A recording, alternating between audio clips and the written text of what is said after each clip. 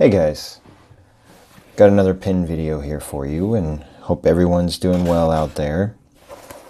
And this week, going with another Chinese fountain pen in a very well-known company. And this is a Hero fountain pen that you see in front of you. Now, this specific model is the Hero 70. And this pen has some interesting design characteristics. It takes after famous pen manufacturer, one of their pen designs, like a lot of Chinese fountain pens, and especially Hero specifically.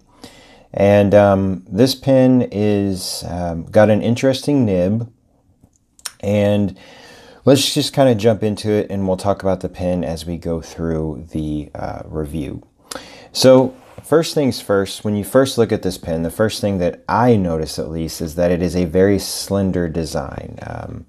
For some of you that like kind of girthier pens or very ergonomic pens, this is probably not going to be the pen for you. Now, if you're coming over from the ballpoint or rollerball pen world, this would maybe be a pen that you could kind of help with that transitional phase. Pen that you'd be used to using as far as the overall size and the dimensions of the pen. It reminds me, really honestly, just looking at your ballpoint pen, when you just look at it, that's what I think I'm getting ready to use. Now, picking the pen up and actually looking at this pen, now we'll start up top. You'll notice that it has kind of this white jeweled finial up top, comes up to just slightly to a point. And then it's accented right here with this chrome band. And then we'll work our way down the cap here. The clip is, rather stiff, but I mean, it definitely does the job. You can get it in and out of a shirt pocket rather easily.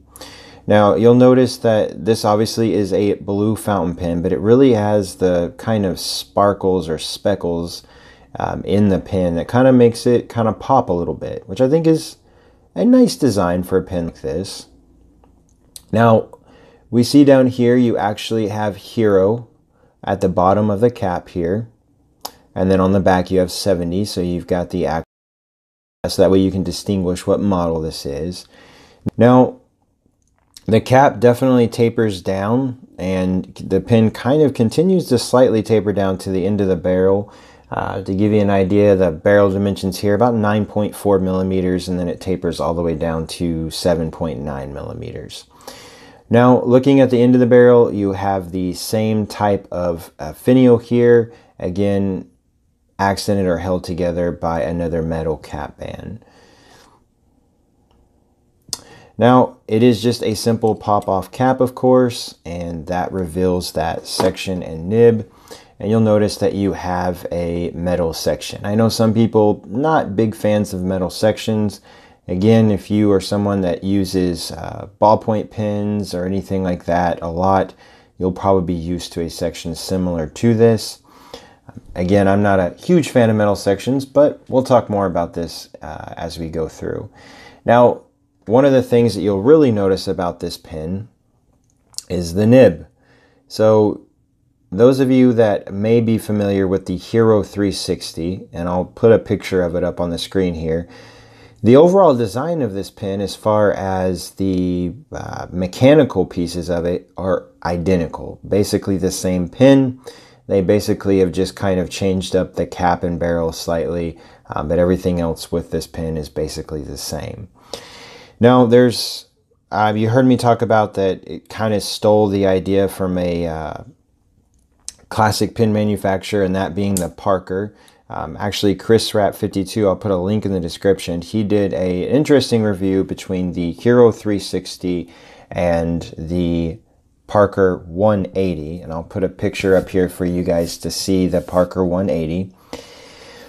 But this pen is kind of, I guess you could almost say a little bit, it's a different variant, different overall body style. So it kind of gives you a different option of a pen. Now, how does this pen fill? What is the filling mechanism on this pen?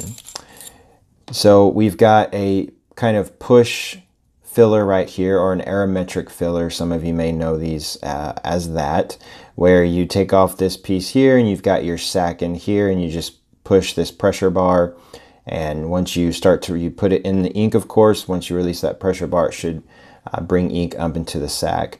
You know, one issue I always have with these is I can't ever seem to get the whole thing full. So to me, it's not the most efficient filling mechanism, but it's what comes with this pen, essentially. Really, guys, that is the pen in essence. I mean, there's really not a whole lot more to talk about. So up next, I'm going to do some quick sizing comparisons, and then we'll move on from there. All right, guys, so we have got some pins thrown in here for some sizing comparisons. So starting from the bottom, working our way up, we have the Hero 70, of course.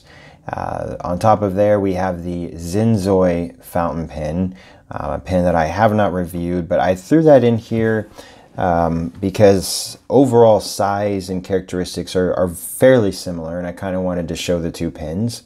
And then above that, we have a Pilot 78G and then a Pilot Metropolitan, two pens that a lot of you may own, just to give an idea of overall sizing of the fountain pen. Now here we see all four pens uncapped, and you'll notice that the Hero 70, as far as overall length, can hold its own to all these other three fountain pens. And these two, of course, are about the same as far as the overall girth. Pilot 78G is going to be a little bit girthier. You'll notice the sections. The Hero 70 definitely has the most elongated section. Now it does have a step down, somewhat similar to the Pilot Metropolitan up top. But I think out of all of these pens, the most comfortable to hold, at least for me anyways, is going to be the Pilot Metropolitan, just because of the shape of the barrel, and the section is just a little bit more comfortable to hold overall. So let's see all four of these pens now posted. Now the Hero 70, it posts deeply. It does make the pen much more elongated, so if you have very large hands, with it posted, it gets up to about 154 millimeters. So definitely you'll notice that it is really from the end of the cap here to the end of the nib. It is actually the longest pen out of this grouping. The Zenzoi here is one of the smaller pens. Now, however, it does post somewhat deeply. Pilot Metropolitan doesn't post very deeply. And the Pilot 78G does post nicely. So kind of gives you an idea of what the pen looks like posted compared to some other fountain pens as well. Now, talking about pricing and things. So this pen, the Hero 70, it's not an expensive pen by any means. It only is going to cost you around $3.50 is what I paid for it anyways.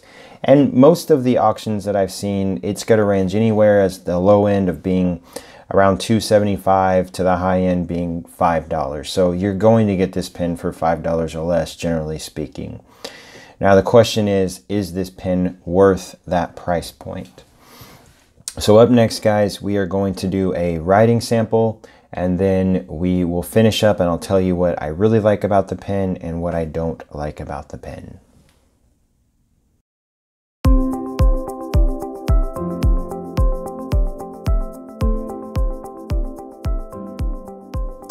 Alright guys, we are back, and real quick, let's show the ink that I'm using in this pen. This is Pilot Blue ink. I don't use this ink very often. It comes in a really nice bottle. I actually got this ink, for those of you that watch my Pilot Custom 823 video, that is the ink that came with that pen. And it's a nice deep blue color, much darker than the Konpeki. So let's take a look at this pen. So again, this is the Hero 70. Now this has a 360-degree nib. Really probably the most interesting thing about this fountain pen. So I'll put on here that we have a 360-degree nib. I would say this nib is basically a fine nib. You know, it kind of stinks. I think one of the cool things about the Parker 180 that's interesting is that as you turn the nib and write at other angles with that nib, you actually can get some different line widths. So you can go from like a fine to a medium. This pen, you really don't get that. Now, I'm going to kind of rotate the pen as I write on the screen, and you can kind of see it rotating. And obviously, you can write with this pen at any angle, very much like writing with a ballpoint pen, essentially. Some of you may say, well, what's really the difference between using this pen and a ballpoint pen? Well, again, I think if you're coming over from ballpoint pens and you're kind of just now getting into the fountain pen world, this might be kind of an interesting pen for you to at least kind of play around with. Now, some things about that. Now, obviously, you can use fountain pen ink with this. I will say that this nib is scratchy at certain points. I have not used any micro mesh or anything like that. So then the downside becomes, if you're new to the fountain pen world, is this really a pen you want to try? Because you may get a nib that is scratchy and really not very fun to use.